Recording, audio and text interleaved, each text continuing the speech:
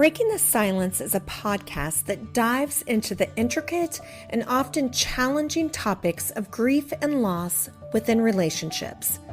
Through insightful discussions, the podcast aims to explore how pain can be transformed into purpose, leading to healing and growth. By addressing themes such as inner child work and the journey towards feeling alive once more, this podcast offers a beacon of hope for those navigating difficult emotions. Ultimately, Breaking the Silence aims to guide listeners towards moving forward and embracing all the blessings that life has in store as they embark on a journey of self-discovery and spiritual fulfillment. I'm your guide through this journey, Renee Wallace, and I invite you to join me as we break the silence surrounding grief and loss, transforming pain into purpose and finding hope in the healing power of storytelling.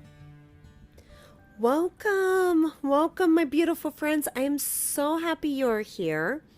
This is Renee Wallace with Breaking the Silence, and today we are going to actually wrap up Bryant's story. If you have not heard Bryant's story yet, you will want to go back to the past two episodes. The previous ones. So part one shares of us learning of his diagnosis. And then in the second part, it really just shares all the changes that took place and treatment options and all the different things in that sense.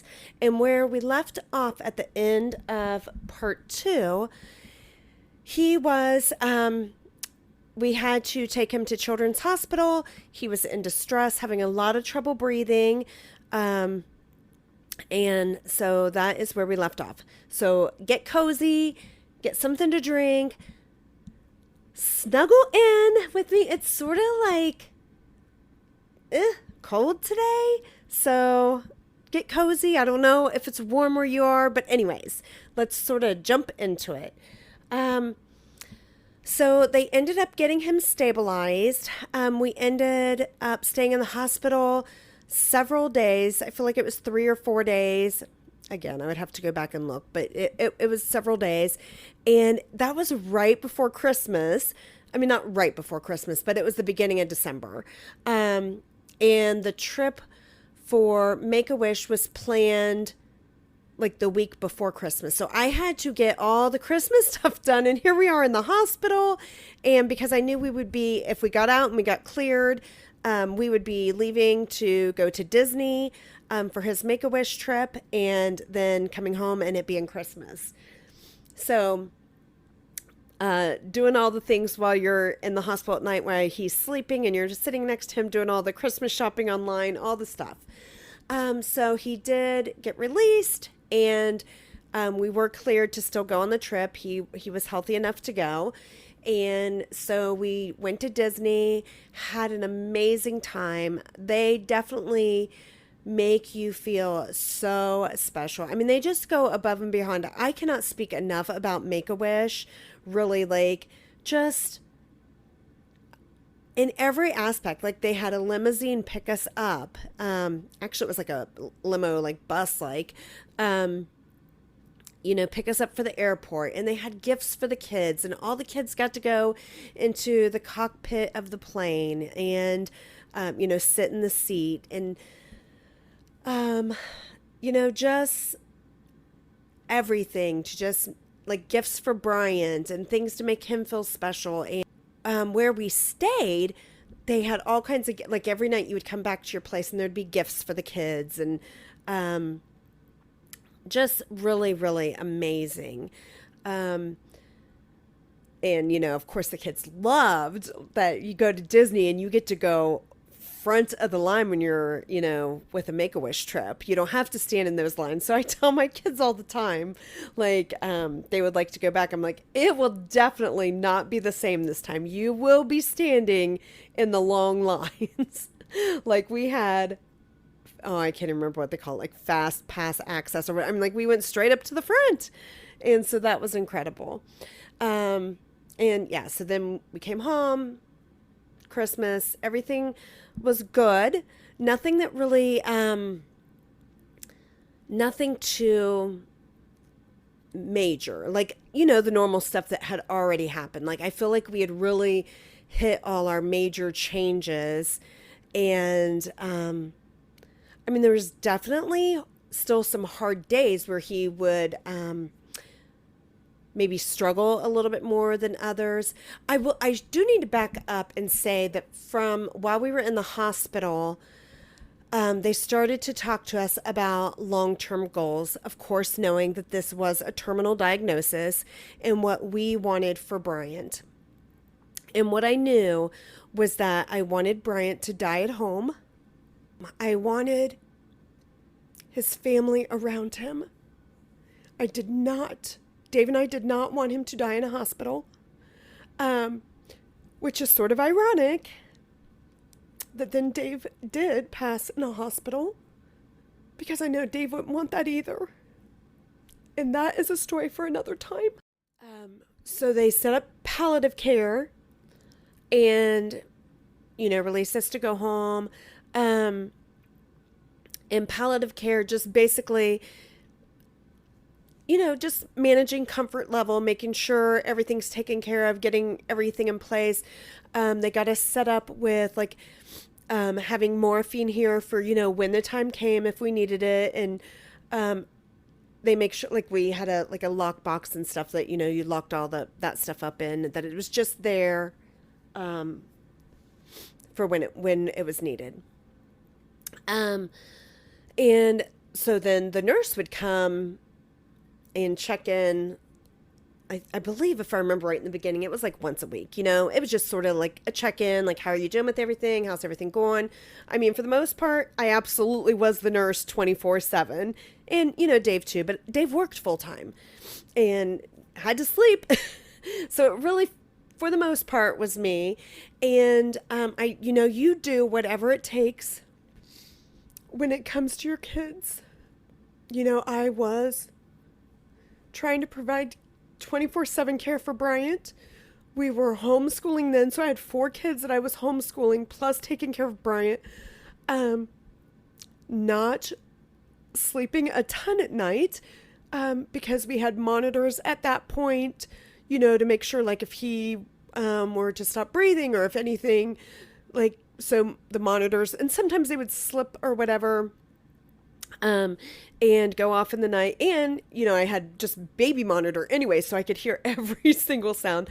But that was probably, I still had that. But then when we got the monitor to even monitor, if he stopped breathing or anything, that I think allowed me to at least sleep maybe a little bit better, because, with just a baby monitor, you're still I think very hyper aware and alert and listening. So I don't know how well I ever really got into deep sleep in that whole process. And so there was also lots of conversations, I think, with the nurse along that journey. And I'm thankful for that. I think that I a lot of times thought I had to be really strong for my kids. And really strong. Not that my kids didn't see me cry, but I do think I very much learned or thought that I needed to go to the bathroom and cry, or I cried when I was taking my shower, or I cried at night in bed. And I remember the nurse telling me, it's okay for your kids to see you cry. That doesn't, and I really want you to understand that does not make you weak. When we can talk about the things we're struggling with, or the hard things, or the feelings, or any of it, that takes so much strength, because it can be really hard to be vulnerable, right? And so when we do that, please do not ever look at that as a sign of weakness. Know that takes so much strength and so much courage to do that. But I remember her telling me, just you need to let the kids know. You can say to the kids, yeah, mommy is really sad right now, but we are going to be okay.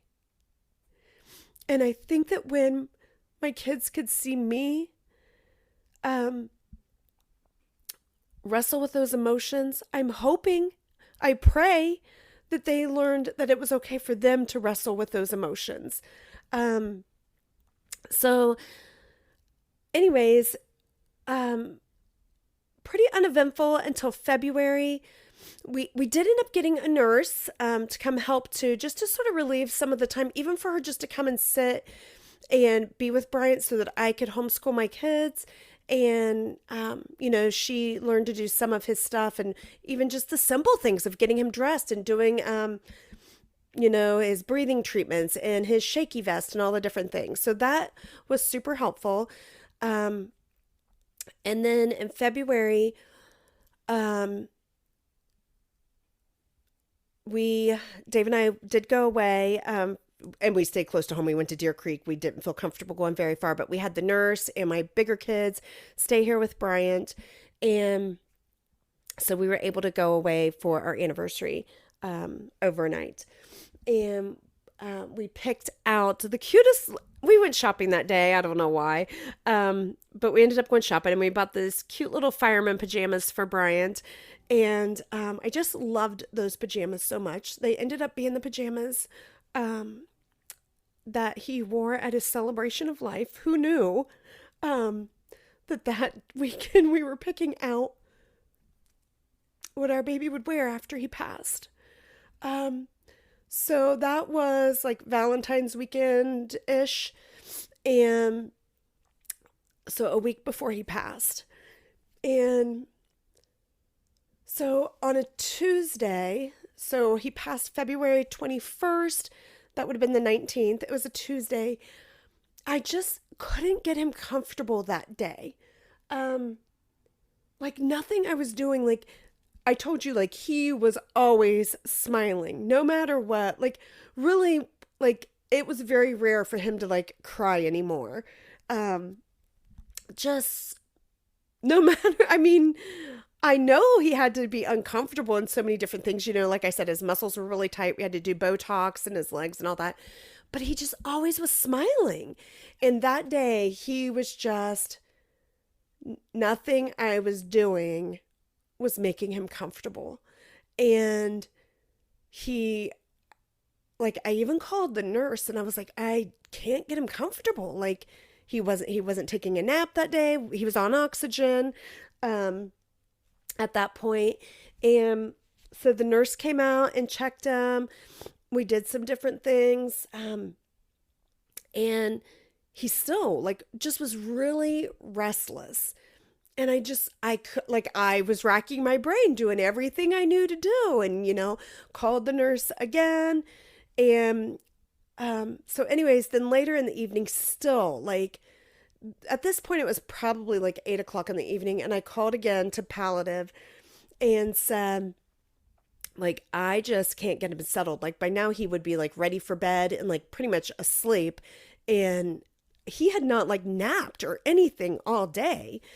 And so she said, why don't you go ahead and do his rescue meds for seizures? Although there was no sign of seizure that I could see, nothing. Anyways, so she told me to go ahead and try the rescue meds for seizures and then to call her back and let her know. So we went ahead and did the rescue meds and he immediately, it was an instant relief, I'm assuming. I mean, because he literally, as soon as we did it, pretty much just passed out. Passed out meaning, I thought, he's just asleep. And we were just so thankful that he finally had, was sleeping and resting. And Dave had stayed home from work that night because, like I said, that whole day just had been really, really hard. And I didn't feel comfortable with Dave leaving just because it had been such a weird and hard day that, maybe you should stay home just in case. Because I had learned that big things would happen when he wasn't there. And that's one thing, like, even, I don't think I shared this, but like after, some of the major times that he wasn't there, like, them mentioning cerebral palsy and finding out he could no longer, that he needed an NG, he could no longer eat or drink by mouth. I was like, Dave, you are going to all the appointments with me now, no matter what. And and he did. He definitely adjusted his sleep schedule and went with me. Um, so, anyways, he stayed home from work that night. Um, and Bryant was asleep. Dave told me to get some rest, because I had been with him nonstop the whole day. And just, anyways, so Dave, stayed up third shift anyway. So that was no big deal for him to stay up through the night. That was like his normal routine. And, so Dave kept up with his meds because at this point we were doing meds like every 2 hours. We also had started, I should say, earlier that day. That was one of the things they tried, and that was what was so surprising, and that we couldn't get him settled. We had started the morphine, and earlier in the day, and I thought surely now, and I'm sure the nurses did too, like the morphine, like, is going to knock him out and he'll be comfortable, and it didn't. So Dave kept up with his meds all through the night, every 2 hours. And so you didn't really, because he didn't take anything by mouth anymore, we put the meds right through his G tube. You just do the syringe, put it in through the G tube, and it would go directly into his stomach. So Dave was doing that. And anyways, come morning, I went to check on Bryant, and he was like burning up. And so we started doing ice packs and, Tylenol and all the stuff to like bring down his fever. His original nurse that was like his actual nurse that was coming here like to work, she had arrived, and she was also, helping. His diaper was like basically dry after all night, which of course is not good. And so I called the nurse with palliative care and let her know, like, Brian's running a fever, all the things that were going on. And he also hadn't like woke up yet, which was surprising by the time his nurse got there in the morning, because typically by the time his nurse would get there, he would already be awake. I would already be starting his whole morning routine and all the stuff. And, she would just sort of jump in wherever I was at, or whatever I needed her to do at the moment. And so palliative said they would be out. They got here, and, she checked Bryant and everything. He still hadn't woke up, which was super, super weird, because that was probably like 11 o'clock in the morning by then. And he was always up, like normal, like 7 in the morning. And she told me that everything was beginning to shut down and that he wasn't going to wake back up. And so everything went to just keeping him comfortable. And I had to call. Well, actually, I had to go tell Dave what the nurse had just told me. And I'm going to tell you, sometimes I still epically failed in showing all my grief, because I absolutely went to the bathroom and completely broke down there, because I didn't want my kids to see me breaking down. Because again, I thought I had to be the strong one for them, and that I knew my kids were grieving,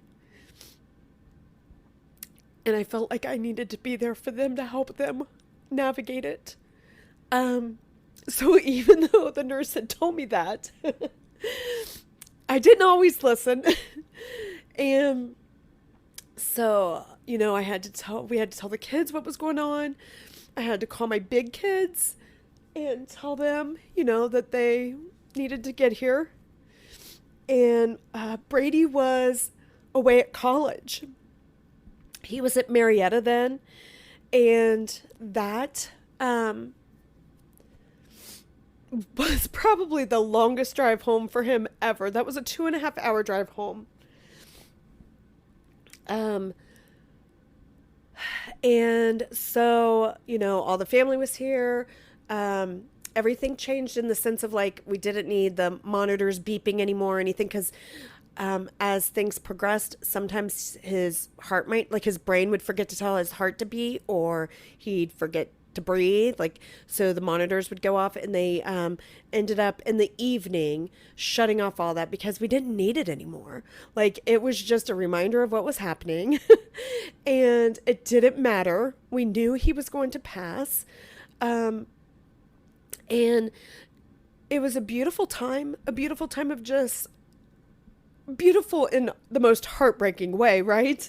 Like of all my kids being here and just holding our baby and rocking him and kissing on him and all the things and all of us just being together. He I thought he would pass on Wednesday, but he didn't. He ended up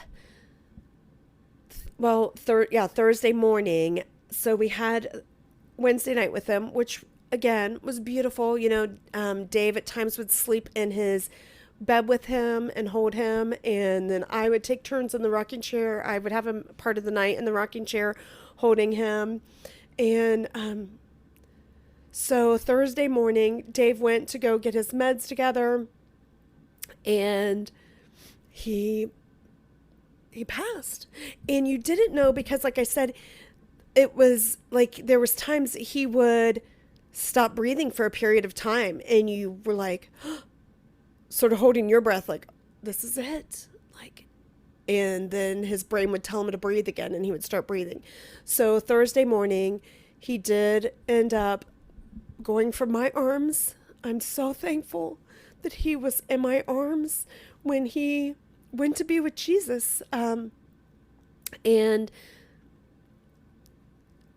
yeah, so I can't even describe what that is really like.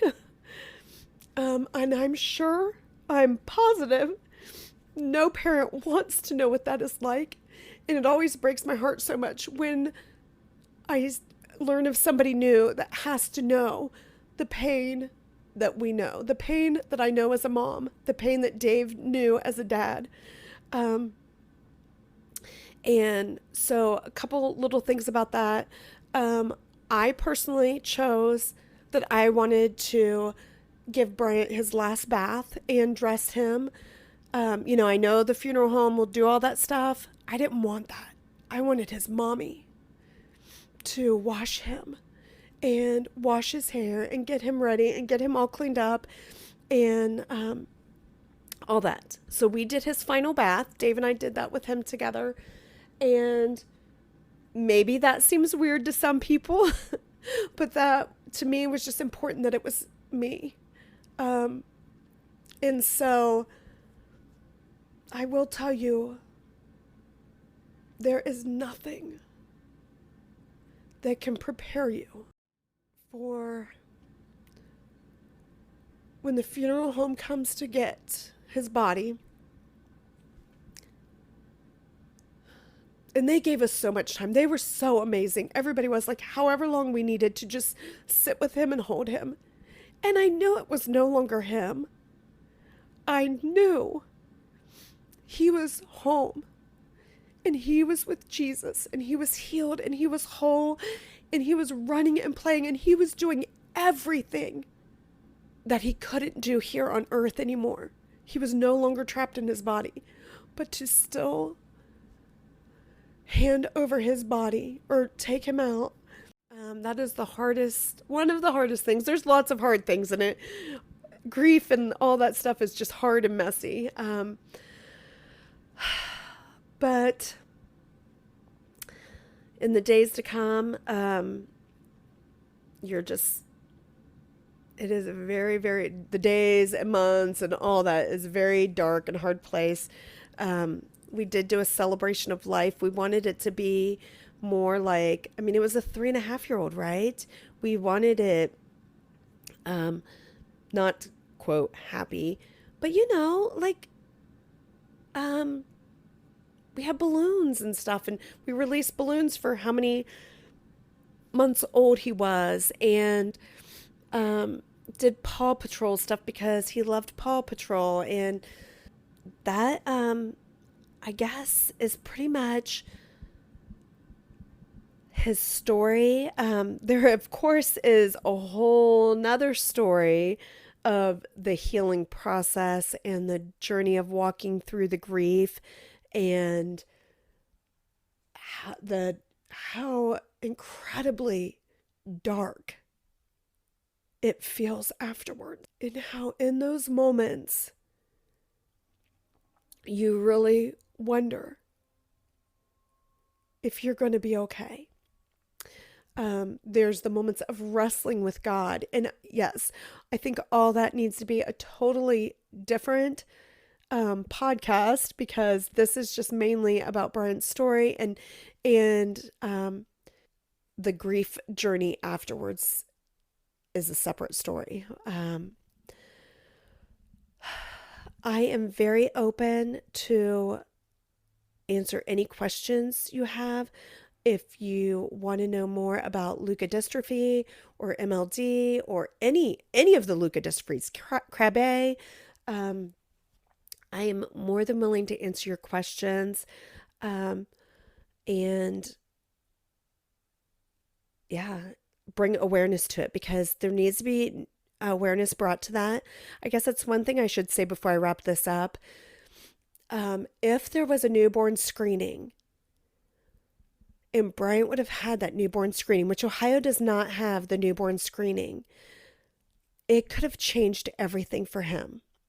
If we would have known immediately, if he would have been tested at birth, then there could have been treatment done before it had progressed too far that there wasn't an option. So that is one thing, even in Sharon Bryant's story, that there needs to be awareness around the fact that it is a rare disease, but it is, if only there was a newborn screening, it would have changed everything for Bryant and for my family. So I am absolutely more than willing to answer any questions you have, to educate people on it, and hopefully one day we will have a newborn screening in Ohio. And so anyways, I'm going to end this here, and know that I send you off with so much love. I hope that you found value in hearing Bryant's story, and more even, so a couple things take away from this I'd like for you to take away. Like, even so far, just in this season of the podcast, really more just learning who I am, the journey we've been on, my family and I, learning about my family, but hopefully providing value for you also in the midst of that, of sharing and just getting to know me, before we, dive into a lot of other things.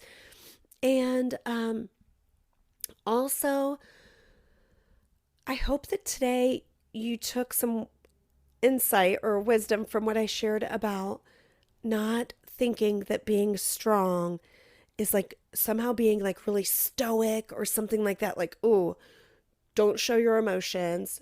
Don't be vulnerable. That is a sign of weakness. Please hear me. It is not a sign of weakness.